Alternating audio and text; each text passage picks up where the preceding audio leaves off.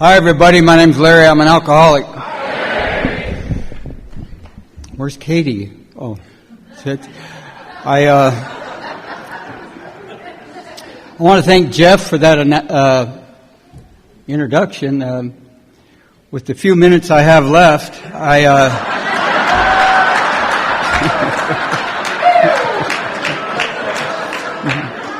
You know, right before this thing started, Ben gathered up all the speakers and were telling us about the hosts that we were going to have. And he says, I had the worst one. So, all he does is eat and poop. So you just...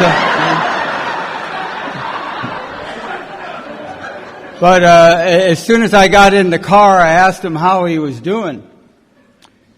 And the son of a bitch didn't stop till about 10 minutes ago telling me, you know what I mean? Proud member of On and On, you know what I mean? Just, Jesus, you know,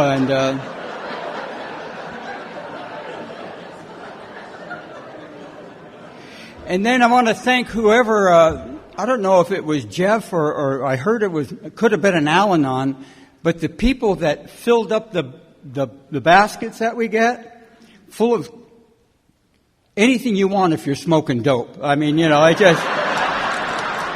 was like a drugstore. They had all kinds of shit in there, shampoo and candy and, you know, edible earwax and all kinds of stuff, you know. And the way that they tied the bags, I guess the gal must have been a little meth head because there were so many little knots, you know what I mean? You weren't going to get in that bag if it was the last thing that you did, you know. But thank you for the little gift bag and stuff like that.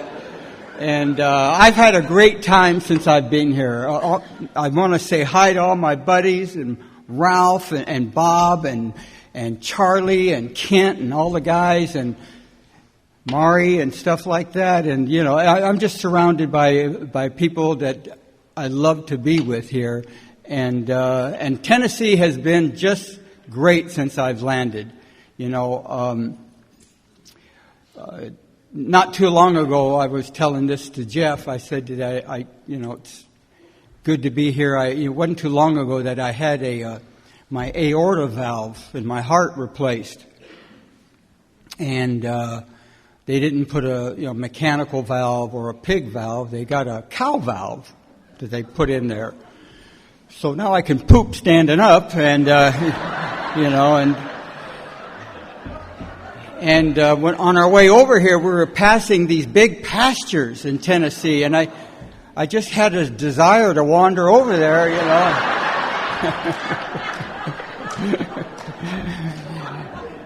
I had my little face pressed up against the glass, you know. But I'm glad to be with you guys, and it's been a great conference and stuff like that. And Jeff for all that he's done and everything like that, and Ben, and it's just been a treat being with you. We're on steps 8 and 9. And now the work begins, huh? Up until this point, it's all been about us, our inventory, our surrenders, our defects and everything like that. And we're slowly turning around. We're slowly turning around.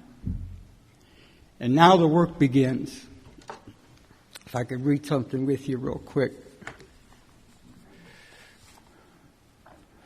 Spiritual life is not a theory. We have to live it. Unless one's family expresses desire to live upon spiritual principles, we think we ought not to urge them. We should not talk incessantly to them about spiritual matters. They will change in time. Our behavior will convince them more than our words. We must remember that 10 or 20 years of drunkenness would make a skeptic out of anyone. There may be some wrongs we can never fully right. We don't worry about them if we can honestly say to ourselves that we'd right them if we could. Some people cannot be seen. We send them an honest letter, And there may be a valid reason for postponement in some cases, but we don't delay if it can be avoided. We should be sensible, tactful, and considerate and humble without being servile or scrapping.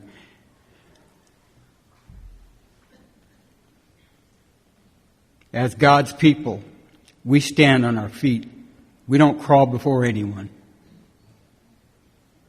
If we are painstaking about this phase of our development, we'll be amazed before we're halfway through. We're going to know a new freedom and a new happiness. We will not regret the past or wish to shut the door on it. We will comprehend the word serenity and know peace. What these amends are about to do has very little to do with my peace and a lot to do with mom and dad's and a lot to do with those little children and a lot to do with those countless people that we ran over, hook, line, and sinker. And I was so glad to start feeling myself wanting to do something 100% for the first time in my life. That it wasn't on day one of my sobriety, but it eventually came something that I wanted to shoot for, you know. And that's what makes these amends so important to a guy like me. Because in step 1 in our 12 and 12, that last paragraph in step 1, it says we stood ready to do anything to lift this merciless obsession. Anything. I can't think of a better word to describe our malady than merciless. Yes, sir. Oh, I thought somebody was agreeing with me, you know. In Tennessee, you never know what they're going to throw at you here, you know. Yee-haw! You know.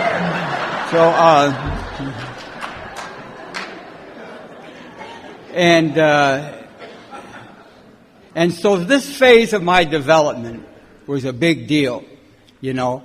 Now, I know we got some new people. And if you're new, I want to welcome you. I want to welcome you to Alcoholics Anonymous. And I hope you go to as many meetings as you can. But the sad part is we can't talk you into this thing. But eventually maybe you'll remember something on maybe your last time back that may be able to push you through, you know. And I know there's something about you if you're new. I know there's something about you that you've never quite been able to put your finger on. I know there's something about you that you really can't stand and that you've been trying to hide from people your entire life. And if you're anything like me, I spent a lifetime trying to forget the past. I wish I could just block it out. And yet in my depths of my alcoholism, how I would do things that I wrote about on that 4th and 5th step that disgusted me, that tortured me, but when it came to getting a drink, I would repeat them. And I know you feel different if you're new. And I know there may be one incident, and maybe a couple of them, that kind of just sets you back a little from talking to anybody. And I'm here to share with you, if you're new, that it's been my experience. And that's all I have up here. I'm no authority. I'm no counselor or probation officer or anybody. I'm a loser. I'm a hostile loser. I'm a retired plumber. That's what makes me hostile.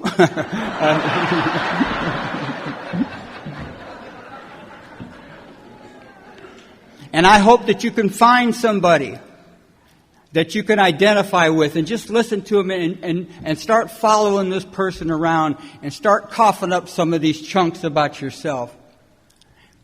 And I guarantee you one thing if you're new. In fact, I can promise you this.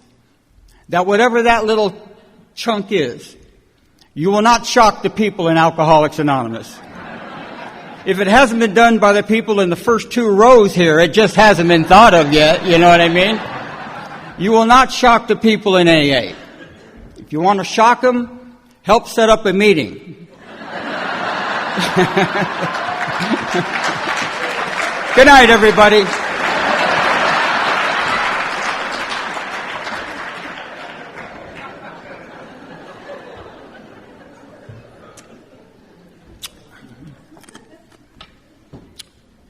I tell you, I come from good people. And like I stated, I was a loser and a hostile loser. And when you're growing up a loser, people are always bringing strangers to your side to compare you to and stuff like, why can't you be like him and stuff like that. And are you okay? Oh, did you lose a dog? Oh. Let the games begin. All right. I'm just getting to your part now.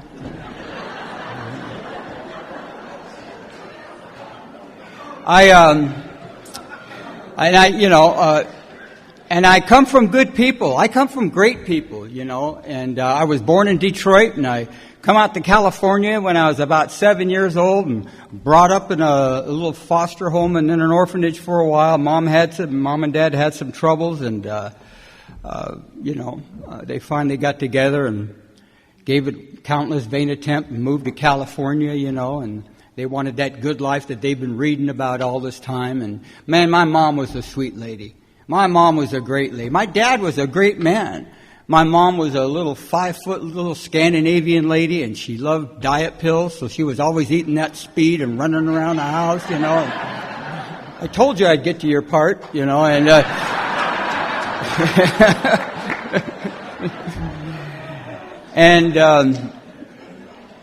she loved eating those diet pills, man, and she'd be running around that house making Afghans all day, and everything in the house had fresh Afghans all the time. The chairs had Afghans, couches had Afghans.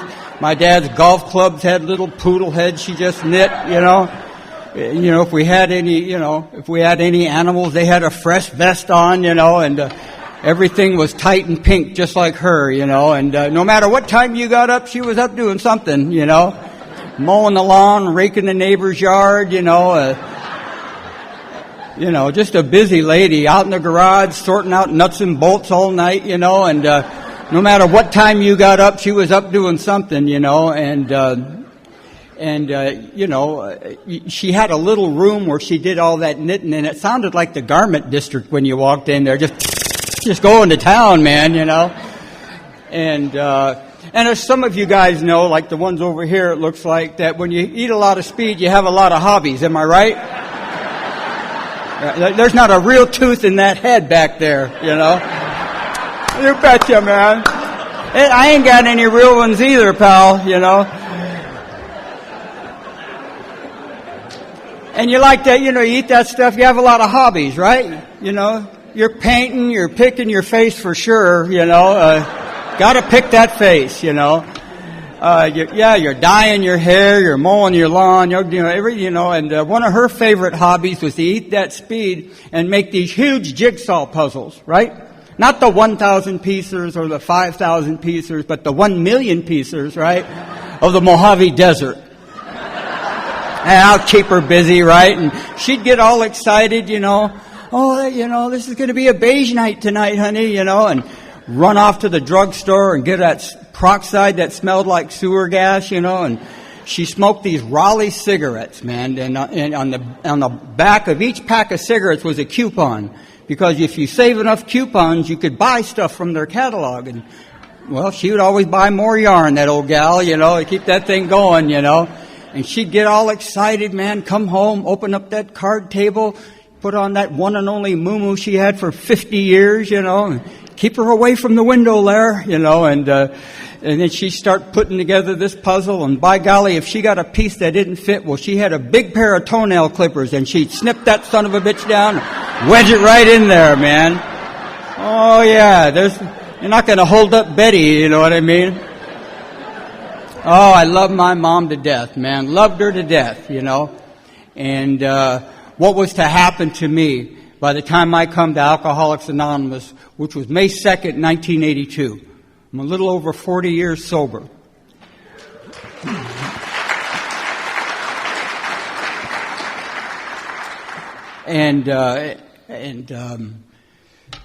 you know, what I would do with that little. And my mom was a beautiful lady. She looked like that little actress, Kim Novak.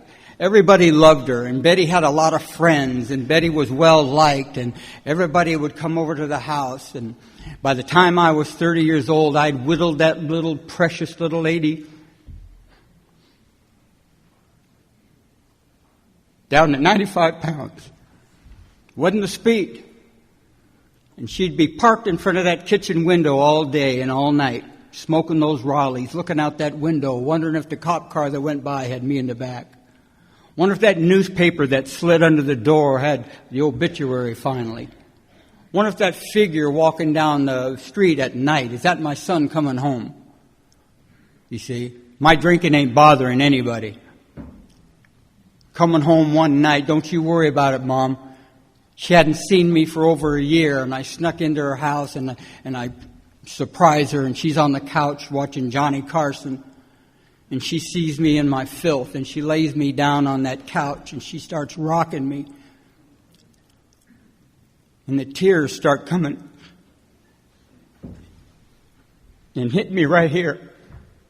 And she's rocking me and praying to this Michigan God, oh, please help my baby boy. And I hear her making these prayers, and I get up. Mom, it ain't that bad. It ain't that bad, Mom. Everything's going to be all right. See, I got a new job coming in a week. I'm going to get myself a little room, and I'm going to do like Dad does and get it together. Don't you worry about a thing, Mom.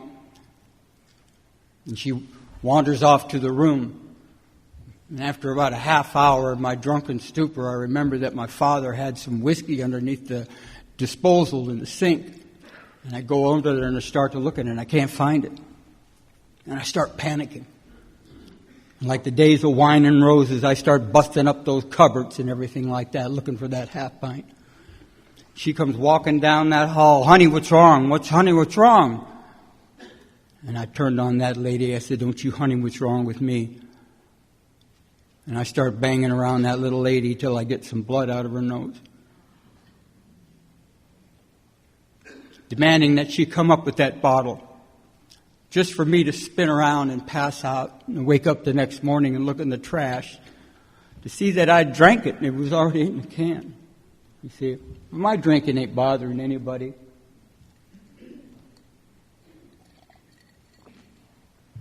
I never want to forget what it was like to be 17, 18 years old. Been put away for a small period of time, and that big old black and white bus drops us off on a Monday in front of the South Bay Courthouse in Torrance. And I'm supposed to go in there and report and do all that, and the bus opens up. And I go the other way. I go into Gardena, into a place called Lorana, and I go over there where my buddies are. It's Monday, and they don't come out until Thursday. And I don't show up at the courthouse or the probation department or anything. No. I show up at my mom's place of business. My mom's cleaning people's houses, and she works at a dry cleaners, and I'm at the dry cleaners. 7, 8 o'clock in the morning, and I'm about from here to those back doors. And that rain's hitting me. And I got my filth and my disgust and what Wino Joe used to call the habiliments of despair. And I'm standing in that rain, and I'm hiding behind a parked car, waiting for that last customer to come out of that store so I'd make the move on my mom. And I start walking through that rain as if it was yesterday, pal. And I open up that glass door of that dry cleaners, and that brass bell hits that glass door, and my mom turns around and makes that oh-so-familiar sound. Oh, my God, where have you been? She digs into her wallet and peels out $1, $2, $3, and I run right by her, and I grab that money, and I run off to Wilmington and Long Beach where I'm going to die. Now, the thing that brings it home to me today, with this new man and new women in Alcoholics Anonymous. How come if you were to put the secretary of this meeting that same distance as me and my mom in that parking lot, how come when my life depends on it, I can't walk that same distance and ask this young man for a job in a meeting that's going to save my life. But I can walk that distance and use my mom and folks like her time and time and time again. And I'm here to share with you, if you're new, that if my alcoholism doesn't kill me, my selfishness and my self-centeredness will. Make no mistake about that. Which is why it's necessary for a man with over 40 years to have a sponsor, a home group, a routine of meetings, and make these amends. Because for one reason...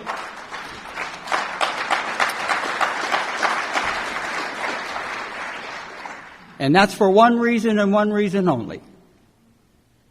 I will never get so sober that I can't get drunk again. But I can get so drunk that I can't make it back. And I don't ever want to forget what I used to be like. Wandering in and out of these meetings of Alcoholics Anonymous year after year. With that god-awful pride and ego sitting in this meeting and several like it, sitting in that chair waiting for you to do something for me. I've had my hand out my entire life, and what I was waiting to be done to me, God was waiting to do through me. There's a miracle here. Things happen here. Things happen here to the people who begin to serve that thing they want so much from. Oh, what are you talking about? When you begin to serve this thing that you want so much from, your life begins to shift a little. And I pray that that day happens to you if you're new. I pray that you are around people who are done, because I become what I'm around. I don't know about you. I haven't been here for over 30 hours and I got an accent. You know what I mean? Hell yeah. Put me into frog jump, you know. Yeah.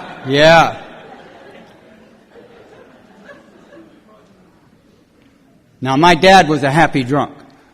My dad was a happy, sing the blues, Nat King Cole, Bobby Darin drunk.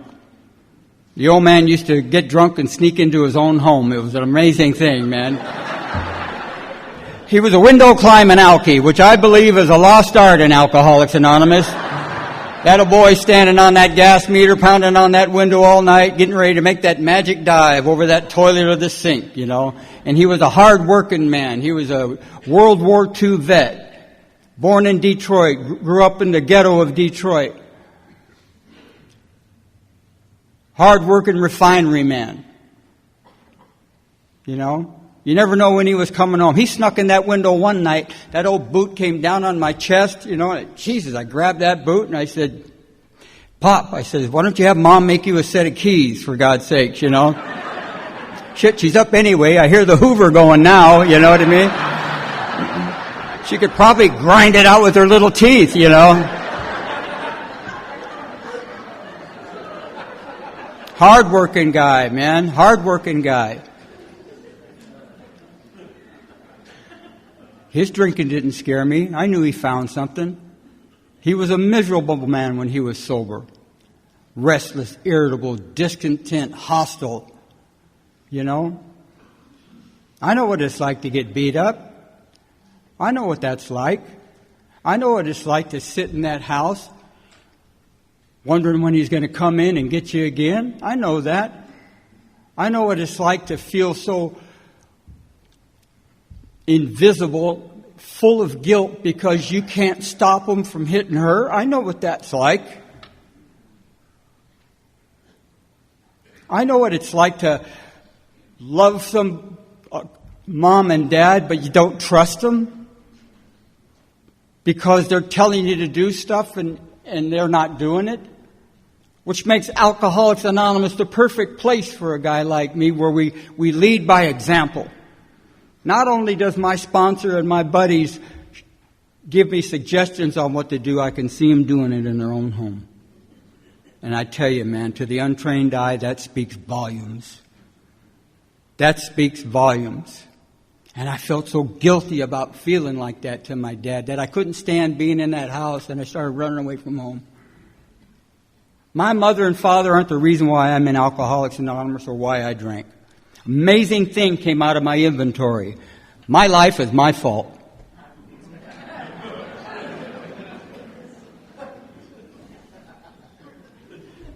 And then they say, we take the word blame out of our vocabulary. What? There ain't nothing for me to talk about, you know what I mean? That's a whole different sound there. I started running away from home, around 10 years old, man. Started running away from home. Wanted nothing to do with that. Tree forts and neighbors' garages and stuff like that, you know. 11 years old, there's 4 of us in a garage, and we start passing around a bottle of Four Rose whiskey. Nobody had to dare me. Nobody had to do nothing, man. Passed around that bottle of Four Rose whiskey. I took a shot of that stuff, and man, I never threw up so much in all my life. Threw up stuff I was eating when I was 6 months old. It was coming up, you know. Cleaned me out, you know, but after a while, man, I took another couple snorts, and I never laughed so hard in all my life, man. Oh my God, man! And then that Jesus at 11 years old, the magic of all magic happened with me that night. I kissed my first Latin woman, who was my aunt. She was 46 years old, just my type, you know. And I went after her, you know. Made my uncle a little edgy having me around, you know. I counted it, you know. Walking home, you know, that night, fell in those oleander bushes, laughing and stuff like that, snuck into the house. Dad was still at work, you know, and I went into that room and I fell on the bed and it started turning around like a flying saucer, you know, and I woke up the next morning and I thought, oh my God, I'm going to get it. I'm going to get it, man. He sawed my arms off when he caught me smoking. He's going to let me have it now. But he wasn't in there, and I snuck into the den. I was going to get a shot of his Thunderbird wine. My dad made a bar. My dad made a beautiful bar. It didn't, you know, it wasn't the kind where you could line up 20 guys, you know. It was an alky bar. It fit one guy. It was like a podium, man. You know, it was his bar, god dang it, you know, and had a big lock on it about the size of the big book, you know. Well, anyway, I was off and running. Now, I didn't, you know, 11 years old, I didn't go out there and hit Skid Row and lose my paper out and come to the Alano Club, you know what I mean? But I become preoccupied with doing it again. I had to do it again. And my whole life began to shift. All that stuff that I was getting whooped on trying to be a good kid, good in sport, it made a shift. That I found a shortcut that seemed to feel good. Now, I've always known that I was a nobody. I know that. You hear it enough, you begin to believe it, and you become it. And I tell you what, that night, outside of laughing and joking, it turned that little nobody into somebody. And it dawned on me that I would rather be a part-time somebody than an all-time nobody, and I know just what did it. A little shot of Four Rose whiskey. And like I said, I didn't head out to Skid Row, but year after year after year, I kept dipping into it somehow. And by the time I'm a freshman in high school, everybody's going to their lockers to get their books and everything, and I'm going to my lockers to get a shot of some Thunderbird wine and maybe some barbiturates and stuff like that. And I started hanging around these guys, and, you know, we didn't have these Dodge trucks like you guys have out here, Jeff, with these 9-foot tires where you can drive over each other's houses every day, you know. But I did have a 62 Chevy Impala dropped right down to the ground, you know. Had my hair slicked back and my white T-shirts with my black khaki pants up to here and driving around listening to the Four Tops and the Temptations and the OJs and Marvin Gaye. And God, I loved it, man. I was in that plumbing truck not too long ago and the Four Tops came on and shit, I just started sinking in my damn truck, you know. I loved it, you know. Started dating this little girl named Loopy. Her sisters told me that men who are well endowed had big feet. I went out and bought me a pair of 15-inch shoes, you know, and had my big hair and my big feet. And Jesus, I loved it. Ben tripped over my foot tonight, and I felt proud, you know. You want me to move that, son? You know. Y'all don't mind a big toe, do you? You know, I loved it, man. Anyway, all I can tell you is about around 1973, they sent me back to California. And I'd been arrested for writing out-of-state forgeries. And they sent me to California and went to this place to be observed. They had me on a gurney in a hospital. They sent me to this place, mental place, to be observed for 30 or 60 days. A year later, they let me out, totally observed, and put me on some medication. And around 1975, I ran out of that medication, and I'm wandering around the streets of Long Beach and Los Angeles. And in 1975, they found me in Olvero Street in Los Angeles, across the street at a Chevron gas station. I'm on a pile of tires, and I'm not over there vaping. And at this time in my life, there is not an invisible line in my life of what I do or don't do to get a shot of alcohol. There is no invisible line. And I'm over there resting. And they arrest me for out-of-state forgeries and for violation of probation under the influence, sent me to 3.5 years in a penitentiary.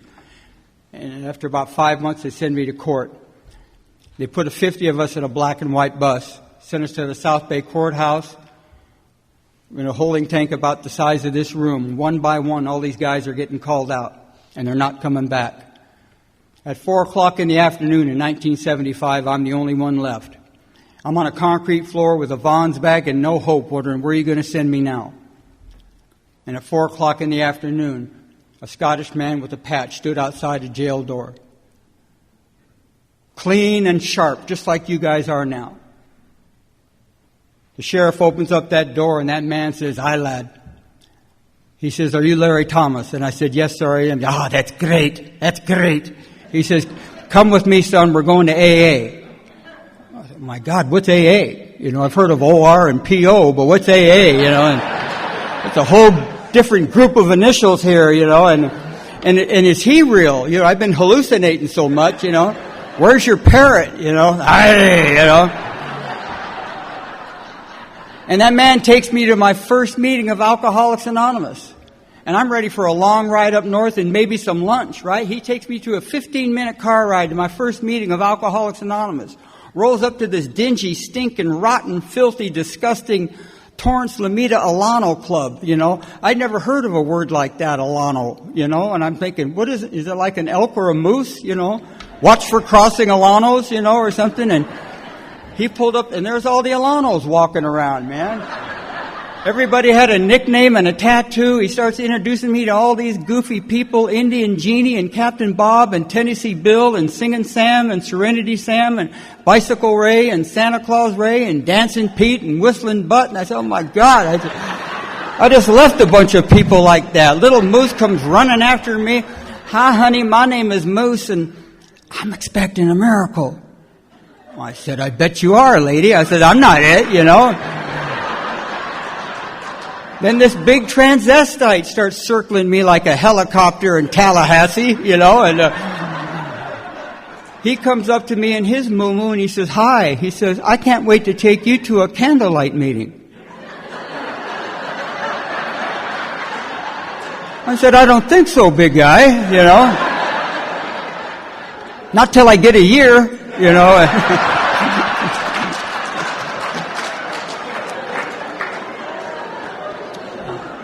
I said, "My God, that guy's got big feet, you know." Son of a bitch like that.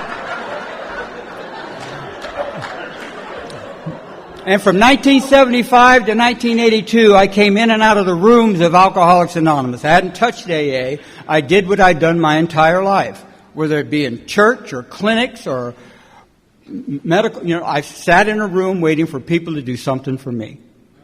I would come here, I'd get physically sober and stay mentally ill. And on May 2nd, 1982, I'm on the streets of Wilmington. I got kicked out of the Beacon Light Mission. I'm in an alley. I got a little blanket wrapped around me. It's 5 o'clock in the morning. And the thought comes to me, I want to call that guy in AA. I panhandled some money, and I called that little Alano Club, and who do I get? I get Don. this Montana cowboy who'd been coming and getting me for several times. I said, Don, this is Larry. I'm ready to come back to Alcoholics Anonymous. Will you come and get me? And he told me the most profound thing I've ever heard in my life. He said, no. He says, you know where we are. You know what we got. Why don't you get your rusty rear down here yourself? I'm tired of chasing after you. And he hung up. My God, whatever happened to that AA love, you know? I just heard it, and for the first time in my life, it was up to me to come to you. And it dawned on me that morning. And I came to believe that morning, not in God or the book or AA. I came to believe in the hopelessness of my life with me running it any longer. That at 30 years old, I'd given it my best shot. And the best that I could do is to be wound up in an alley with all I have on my back, wondering what to do with my life. And I did the hardest thing I've ever had to do.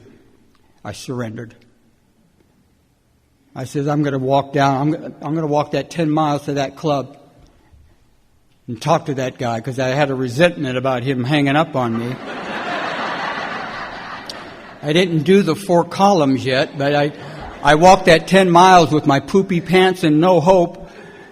And I got down to that club, and I had the DTs, and they were walking me and giving me honey and orange juice and giving me oatmeal and shaking and holding me. And I asked that man something I never asked a man in my life. I said, Don, I don't know what to do with my life. Would you be my sponsor? And he lit up like a chandelier for about 5 seconds. And then he lit into me for 20 minutes, man, you know.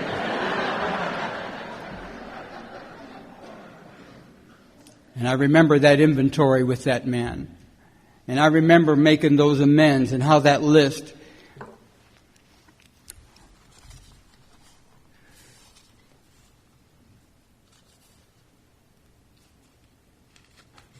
right here. Do we lay the matter before our sponsor or spiritual advisor, earnestly asking God's help and guidance, meanwhile resolving to do the right thing when it becomes clear, cost what it may, of course. There is no pat answer which can fit all such dilemmas, but all of them do require complete willingness to make amends as fast and as far as may be possible in the set conditions. Above all, we should try to be absolutely sure that we are not delaying because we're afraid. For the readiness to take full consequences of our past acts and to take responsibility for the well-being of others at the same time is the very spirit of step 9. And I mentioned my mother and father at the gate of this thing because of one thing. It was time that I took them off the hook. You see, in those 4 columns that Ralph talked about so eloquently today, I had to put another thing on there. As a result of this resentment, how did you get even with that person? What did you do to make it right? You see, when you have alcohol, you don't need the power of God. But if you don't have alcohol and you don't have God, there's only one other thing that'll give you power, and that's hanging on to your defects of character. There is nothing like the sense of power when you can rightly get even with somebody. There is nothing like the sense of power of what a little bit of hostility will do to people to move them in and out of your life.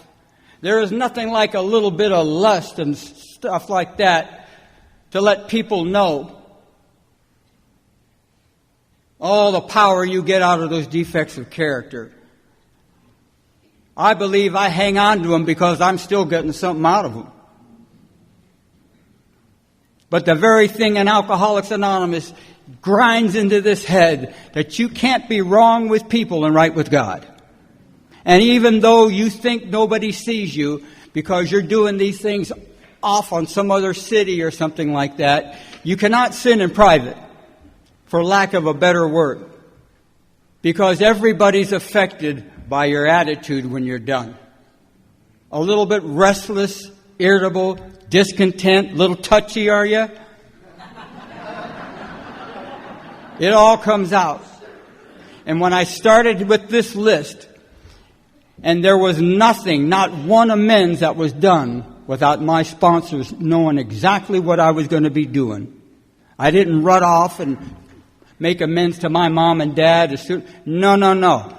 They had heard that song and danced so many times before. I'm not drinking. Everything's going to be wonderful, right? 2 weeks later, there you are again. No. My sponsor says you give these people a break. If you want to talk to your mother and father, ask them how they're doing. How are they doing? Quit talking about AA to your dad. There's nothing worse than talking AA to people who aren't in AA, you know. Got another chip?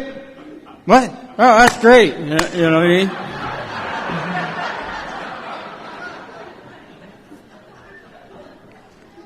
But when I did get the okay, you better believe it, man, I grabbed that little mom of mine. You betcha. And I sat there and I didn't say I was sorry. No, we're not using that word no more. No, go ahead and burn that. I want to make amends. I want to talk about my behavior and how I regret it. Now, the very spirit of these amends that I have received from you guys was when I'm making amends to one person for a certain behavior, I'm not only making amends to them for that behavior and the promise not to do them with that behavior again. The spirit of the amends is I won't repeat it to anyone else.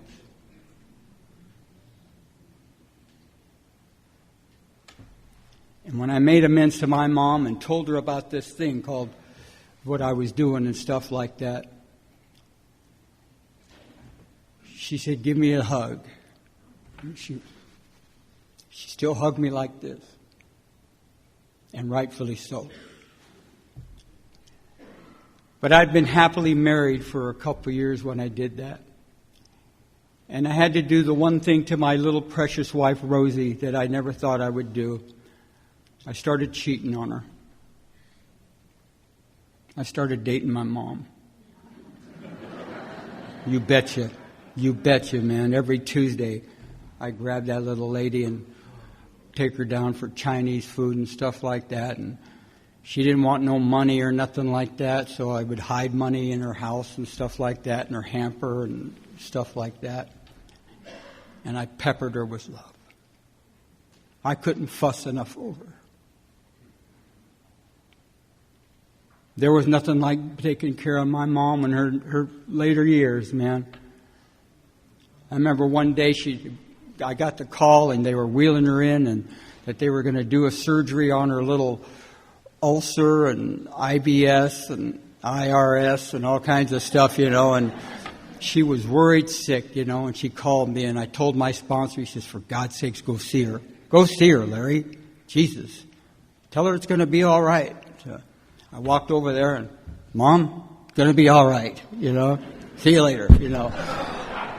And I started talking to her. And on the way up there, I remember talking to my wife and she says, why don't you get her some hand cream and, put some on her little arms and stuff like that. Women love to be massaged. So I stopped at the hospital gift shop and I got this tub of lavender cream, brought that up there, you know, and I started talking to my mom and she had this surgery and it went south. It went bad on her. And, there was no, it's going to be all right. She was laying in there and I walked up there and the nurse says, is Betty your mom? And I said, yeah. She goes, well, she wants to talk to you. So I walked in there and she gets up and she goes like that, and I lean over to my mom and I said, what is it? She goes, tonsils my ass, and she got ripped open over there and I seen her little feet and they were all dry and stuff like that. And I'm going, I said, Mom, would you like your feet massaged? Oh, yeah. Man, her little feet were just, I says, really? She goes, oh, yeah. So I cracked open that tub of lavender cream and started massaging those dogs, man. And, oh, man, she started, scared the heck out of me, man, Back down, Mom, Oh, I loved it. Well, eventually she had to get into a little home. and she moved into this home where all these little there's 5 floors, and all the ladies look alike, and they all have balconies, and they all have real roses and daisies on their balconies and stuff like that. And one day I go over there and visiting my mom, and I get her groceries and give her a big kiss, and I noticed her balcony that she's got plastic flowers. Everybody else has got real, and I'm going, my God, what a tightwad, Larry. Why don't you get Mom some real flowers? Brilliant idea. I said, Mom, I'm going to get you some flowers. She says, what? I says, your balcony.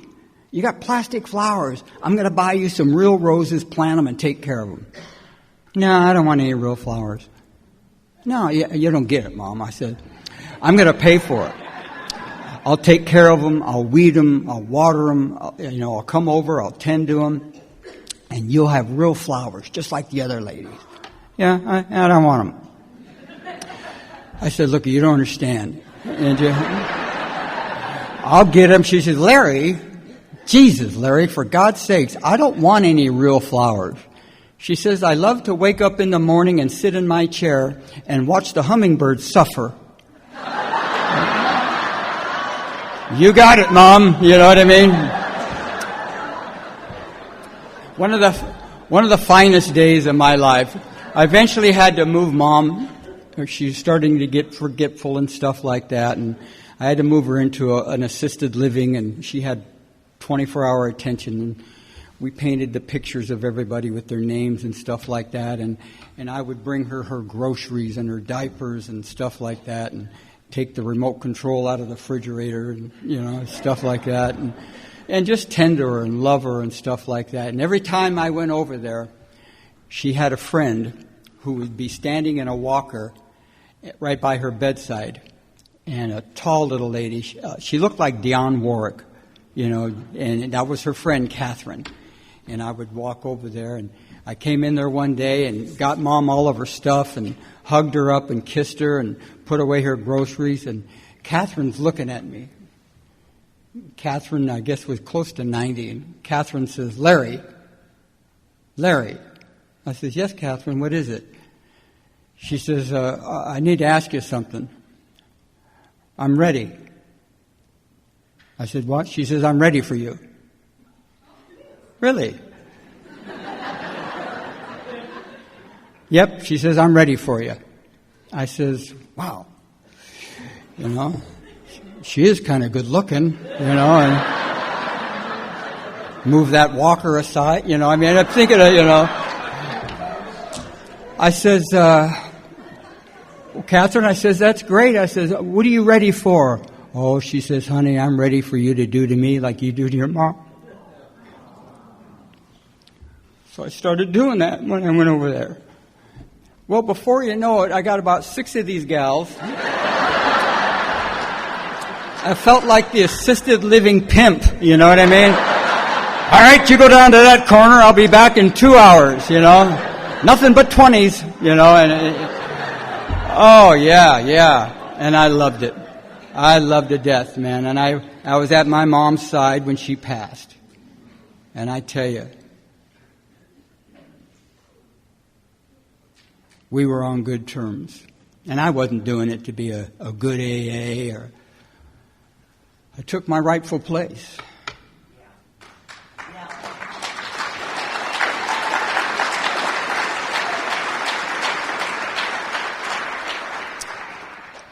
I was her son. Now, my dad was a different story. My dad took some tending to.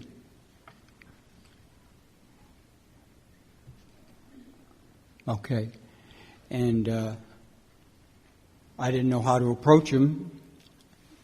I talked to my sponsor, and he says, you just sit down and make an afternoon with him.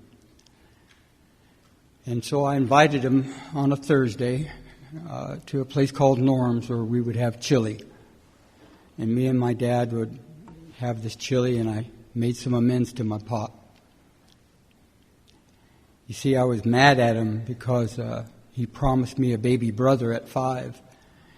And he come into my bedroom and said the baby brother died. And I remember running and hitting him and yelling at him, "You promised me." And that would close the door on me believing in God or anything. What type of God would create a baby and kill it was my thought. My dad, after my amends, said, "Son," he said, "I need to tell you about that day." He says, "I've seen a lot of things and I've been a lot of places. And I've seen a lot of tragedies and blood. World War II, my ship sinking," he says, "and refinery fire." He says, "I want to tell you about the hardest day of my life." He says, "It was the day that I had to leave my bedroom and walk down to the hall and tell you that your little dream had become a nightmare." He says, "I didn't want to tell you that." He said, "But I thought you deserved the truth."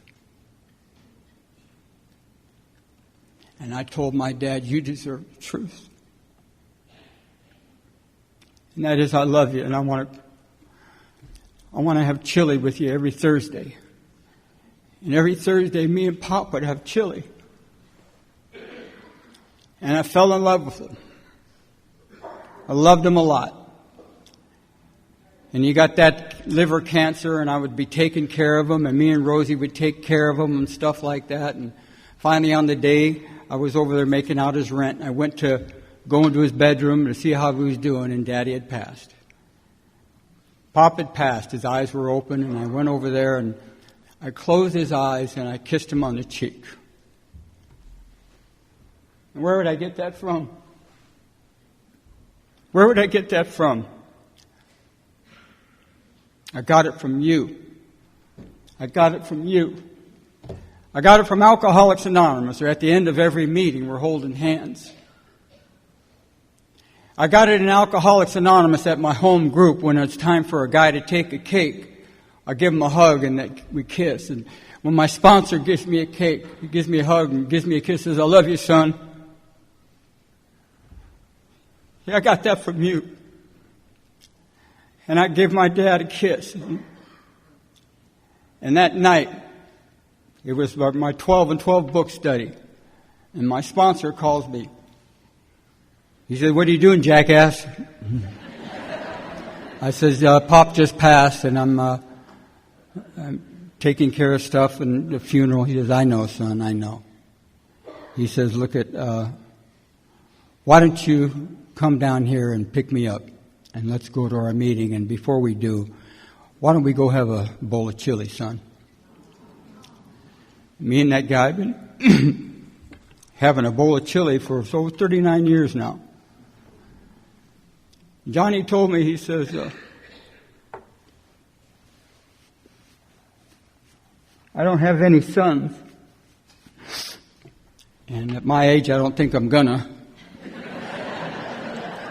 But you never know in old AA town, you know." And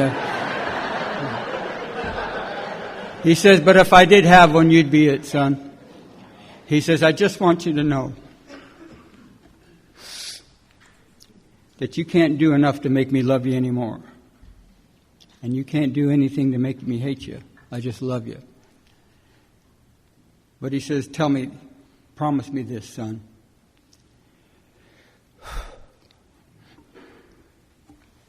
That when you go see those folks in Tennessee, make sure you tell them what you used to be like and what happened and what you're like today.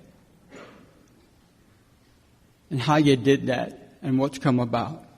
Let them know that. Tell them about how a non-believer became a believer and he never had to leave the room. And it sounded something like this. That tonight, all weekend long, we've been sitting in this room and looked at row after row after row after row of people who should be dead, locked up, or insane. And look at us tonight. Look at us today.